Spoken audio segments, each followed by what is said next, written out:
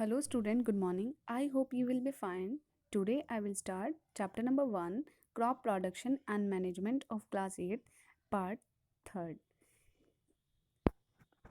देखो मैं यहाँ से पढ़ा रही हूँ इरिगेशन, जो ये हेडिंग है इरिगेशन, जो मैंने आपको सेकंड पार्ट में पढ़ा था वो थी इम्प्रूविंग सॉइल फर्टिलिटी। फिर मैंने पढ़ाया था आपको adding manure to the field, फिर अप्लाइंग केमिकल फर्टिलाइजर्स। तो अब जो आपकी नेक्स्ट हेडिंग है वो है इरिगेशन। इरिगेशन मतलब होता है कि पानी देना, अपनी जो फील्ड को वाटर सप्लाई करना, उसको बोलते हैं इरिगेशन। ठीक है। Irrigation mean supply water to the crop in the field at specific intervals. जो हमारी क्रॉप को जो हमारी फील्ड में जो क्रॉप है, जैसे कि एक फील्ड है, इसमें जो क्रॉप है वो ग्रो हो रही है, तो उसको वाटर सप्लाई करना, उसको बोलते हैं irrigation.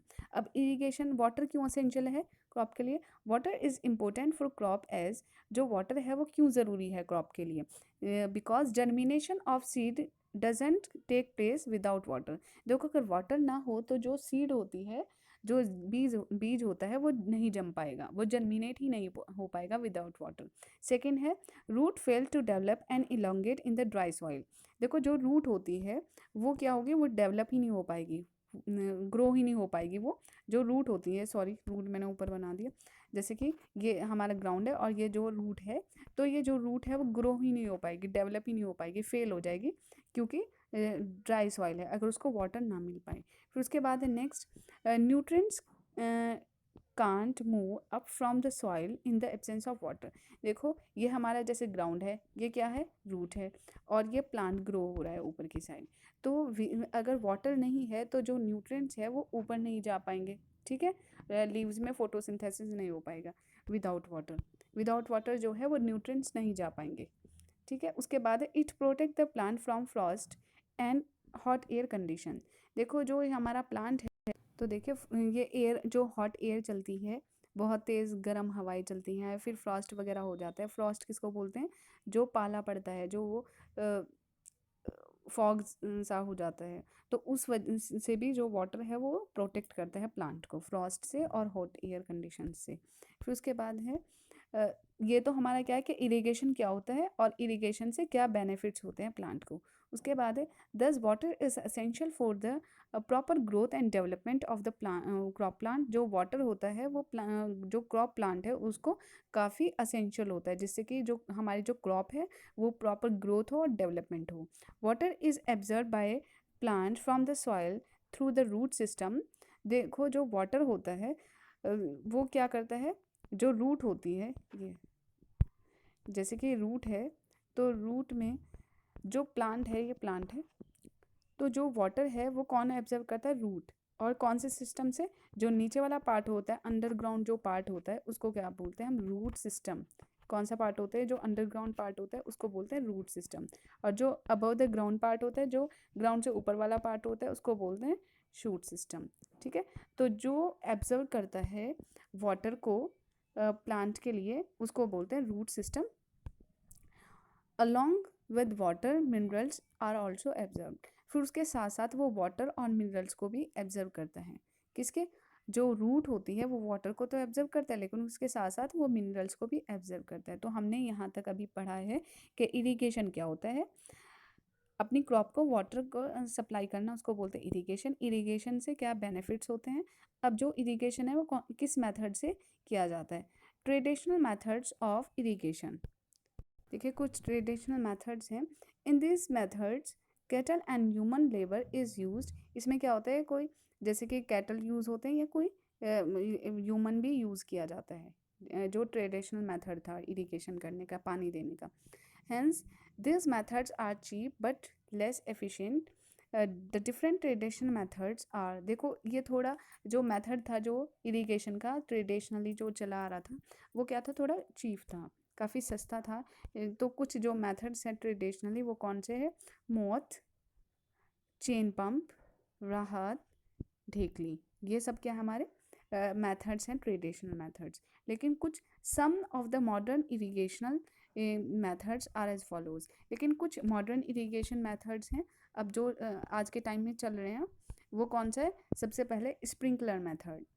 This is a method by which water is sprinkled over the filled by rotating sprinkler. इसमें क्या होता है, जो वाटर है वो स्प्रिंकल के थ्रू दिया जाता है। देखो जैसे कि स्प्रिंकलर्स के थ्रू हो रहा है।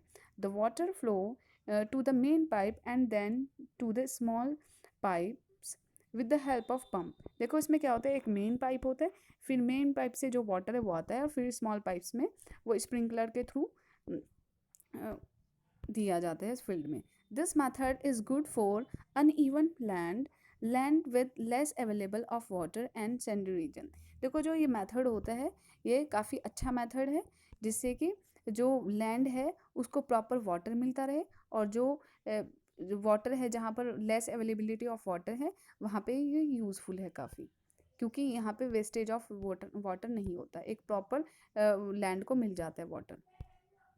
फिर उसके बाद है next drip irrigation. Drip irrigation किसको बोलते हैं, जो ड्रॉप्स में वाटर दिया जाता है। This method it is a method by which water is allowed to the only on the roots by drop. देखो इसमें क्या होता है इस वाले मेथड में, कि ये डायरेक्ट एकदम से रूट को, देखो जूम करके दिखाती हूँ मैं आपको, देखो ये ड्रॉप दिख रही है, ये डायरेक्ट जो ड्रॉप है वो प्लांट की रूट में जाएगी डायरेक्ट। तो इसमें क्या होगा, this method is excellent for region with low water availability, as in the method there is no wastage of water। देखो जो ये मेथड है काफ़ी अच्छा मेथड है, क्योंकि इसमें जो वाटर है वो ड्रॉप्स में जा रहा है, डायरेक्ट इसमें सॉइल में जा रहा है।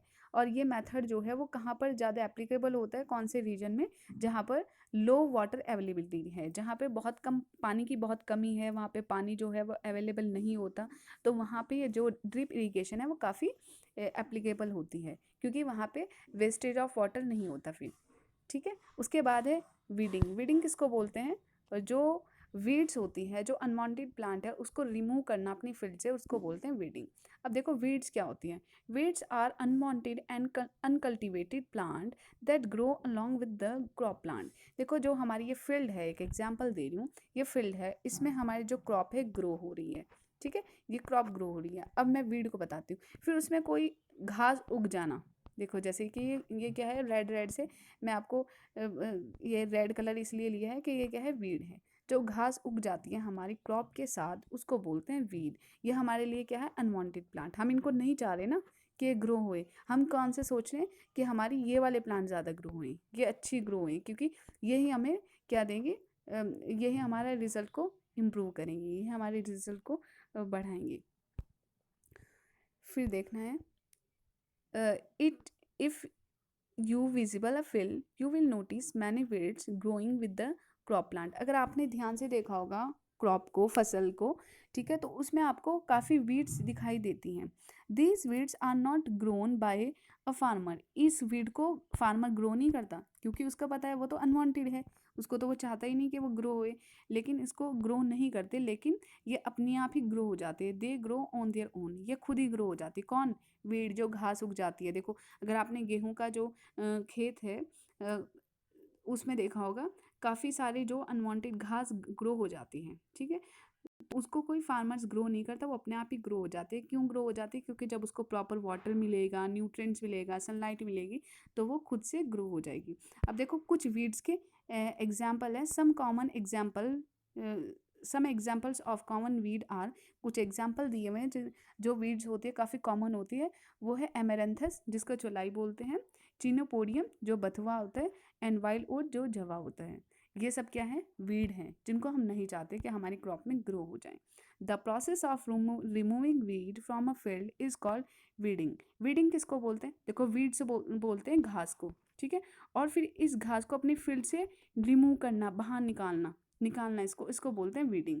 अब जो वीडिंग है इसको हम टू मेथड से रिमूव कर सकते हैं। Weeding can be done manually. देखो जो वीडिंग होती है उसको हम हाथ से भी, मैनुअली किसको बोलते हैं, जो हाथ से ऐसे पुल कर देना, ठीक है, जो हाथ से ऐसे, जैसे ये वीड है उसको हाथ से निकालना, तो उसको बोलते हैं मैनुअली, ठीक है, वीडिंग। और जो किसी इक्विपमेंट वगैरह का यूज़ करते हैं फिर वो कौन से, देखो दूसरा क्या है method, weeding can be done manually, या तो हाथ से निकाल सकते हैं हम बाय पुलिंग द वीड, ऐसे खींच के, और या फिर हम उसको कैसे कर सकते हैं, the weed out of the hand, और क्या है ये लिखा जा रहा है, और बाय यूजिंग ट्रॉल और हैरो टू अपरूट दैम, या फिर हम ट्रॉल वगैरह से उसको या हैरो से निकाल सकते हैं वीड को। ट्रॉल किसको बोलते हैं? जो ट्रॉल होते हैं, खुरपी, खुरपी टाइप होती है जो, ठीक है, उससे हम उसको रिमूव कर सकते हैं। उसके बाद है weeding is also done, weeding is also done by spraying special chemical call herbicides और वीडिसाइड्स। देखो फिर क्या करते हैं, अगर हम मैनुअली या फिर ट्रॉल वगैरह से नहीं निकाल पा रहे, वीड काफ़ी ज़्यादा है, तो फिर उसमें उस फील्ड में हमें क्या करना पड़ता है? स्प्रे करना पड़ता है केमिकल का। तो जो वीड को ख़त्म करता है उसको वीडिसाइड भी बोलते हैं। जैसे कि आप देखो इसमें काफ़ी क्रॉप में काफ़ी वीड ग्रो हो रही होगी, तो इसलिए स्प्रे किया जा रहा है। With the help of sprayer they destroy the weed but do not affect the main crop। देखो इसमें जो वीड होती है वो वीड को तो डिस्ट्रॉय कर देगा। कौन? ये जो वीडिसाइड होता है ना, जो केमिकल होता है, ये क्या करेगा? सिर्फ वीड को डिस्ट्रॉय करेगा, ना कि हमारी क्रॉप को। Some common weedicides are dalapon, metachlor and सेनियजन। ठीक है, ये हमारी क्या है? वीडिसाइड्स हैं जो डाली जाती हैं फील्ड में, जिससे कि हमारी जो वीड है वो डिस्ट्रॉय हो जाए। अब देखो नेक्स्ट जो है, क्रॉप्स आर ईटन और damage bye a large animal. जो क्रॉप, हमारी क्रॉप को कुछ लार्ज एनिमल जो है वो डैमेज करते हैं, खाते हैं, जैसे कि crow, goat and birds. Some animals, कुछ छोटे स्मॉल एनिमल्स होते हैं जैसे कि माइस, रैट, ये सब, ये हमारी जो क्रॉप है उसको डैमेज करते हैं। फिर उसके बाद है कुछ इंसेक्ट्स होते हैं जो हमारे डैमेज क्रॉप को डैमेज करते हैं, वो है locust, weevils and termites. Locust किसको बोलते हैं? बोलते हैं टिड्डी को। विवल्स किसको बोलते हैं? घुन, जो लकड़ी में लग जाता है। और टर्मिट्स किसको बोलते हैं? दीमक को। This can result in the destruction of crop under cultivation. ये हमारी क्रॉप को क्या करते हैं? डिस्ट्रक्ट करते हैं, खराब करते हैं। कौन कौन से animal? Large animal, small animal और insects. Birds are kept away from weeding field using scare, scarecrow. ठीक है, जो बर्ड्स होती हैं वो हमारे फील्ड से उनको बाहर निकालना, दूर रखना, तो वो हम किससे कर सकते हैं? स्केयर क्रॉस से, लाइट रिफ्लेक्टिंग स्ट्रिप से एंड सो ऑन। और जो रोडेंट एनिमल होते हैं, जैसे कि रोडेंट एनिमल किसको बोलते हैं? जो हमारे जो कुतरते हैं चीज़ों को, जैसे कि रैट हो गया, स्क्वायरल हो गया, तो उनको किससे हम किल करेंगे? रोडेंटिसाइड से। Whereas insects are killed by spraying insecticides on crops. देखो जो इंसेक्ट्स होते हैं, अगर उन इंसेक्ट्स को मारना है, जैसे कि इंसेक्ट्स हैं, अगर इनको ख़त्म करना है, ये ऊपर दिया हुआ है, ठीक है, तो अगर हमें इनको मारना है तो कौन सा स्प्रे करना पड़ेगा? हमें इंसेक्टिसाइड्स स्प्रे करना पड़ेगा। दिस डिफरेंट केमिकल्स, कुछ डिफरेंट केमिकल्स होते हैं, जैसे कि वीडिसाइड किसके लिए यूज़ होता है? वीड को, जो घास उग जाती है उसको मारने के। रोडेंटिसाइड किसको बोलते हैं? जो रोडिएंट एनिमल होते हैं, जैसे कि स्क्वायरल, रैट वगैरह। और इंसेक्ट्स किसको बोलते हैं? इंसेक्टिसाइड्स किसको बोलते हैं? जो इंसेक्ट्स को मारने वाली जो स्प्रे होता है। तो इन सब केमिकल्स को एक साथ हम क्या बोलते हैं? पेस्टिसाइड्स। तो जो पेस्टिसाइड्स को मारने वाले जो केमिकल होते हैं उनको हम क्या बोलते हैं? पेस्टिसाइड्स। फिर नेक्स्ट देखिए, पेस्टिसाइड्स आर हार्मफुल केमिकल। जो पेस्टिसाइड्स होते हैं वो हार्मफुल केमिकल होते हैं। They contaminate soil, water and air and affect our health. देखो जो कंटेमिनेटेड सॉइल है, ये जो केमिकल्स होते हैं वो हमारे सॉइल को भी बेकार करते हैं, एयर, वाटर को, और यहाँ तक कि हमारी हेल्थ को भी। Hence pesticide should be use sparingly. Certain plant products are effective in control some insects pest. देखो ऐसे बहुत सारे प्लांट के प्रोडक्ट होते हैं जो इन इंसेक्ट्स को या इन पेस्ट को कंट्रोल करते हैं। Some products are not harmful and can be used to reduce the use of pesticide. देखो ऐसे बहुत सारे प्रोडक्ट होते हैं जो हार्मफुल नहीं होते, किसके? क्रॉप के लिए, और यहाँ तक कि पेस्टिसाइड्स का भी यूज़ नहीं करना पड़ता, काफ़ी कम करना पड़ता है। उसके बाद देखिए, certain certain insects like ladybird feed on pest insects and can be used to control pest। देखो जो लेडी बर्ड होती है वो जो इंसेक्ट्स वगैरह हैं उनके ऊपर फीड करती है, उनको खाती है, तो इससे हमारे जो पेस्ट होते हैं वो भी कंट्रोल हो जाते हैं। That's all for today.